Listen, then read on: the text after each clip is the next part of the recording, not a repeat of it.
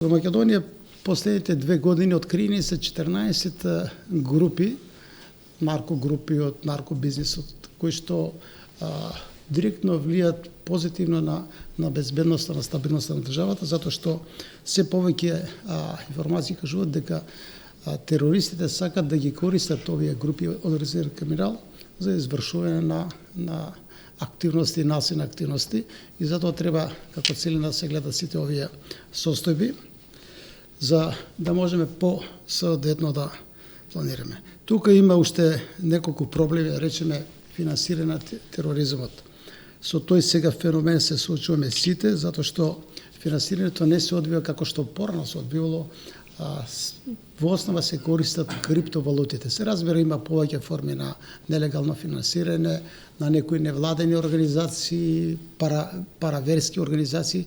Кога зборувам невладени, апсолутно не мислам на оние што функционираат, што се пристају во јавноста, туку невладени кои што се формираат за 1 ден или 2 дена, се финансира, ќе ги сперат парите и после тие ги користат за финансирање и поттикнување на радикализам.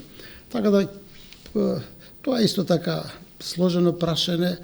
Во Македонија се обидува управата за финансиско разузнавање, агенција за финансиско разузнавање да обучува експерти кои што ќе можат понавремено да ги препознават овие работи.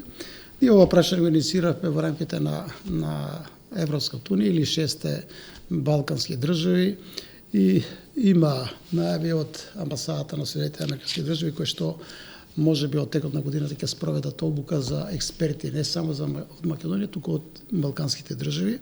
Значи тоа е исто така сложено прашање и сега се соочуваме со вештачка интелигенција која што покрај тоа сите позитивни аспекти на користењето се почесто се користи за процесот на радикализација, за процесот на регрутација на нови потенцијални терористи.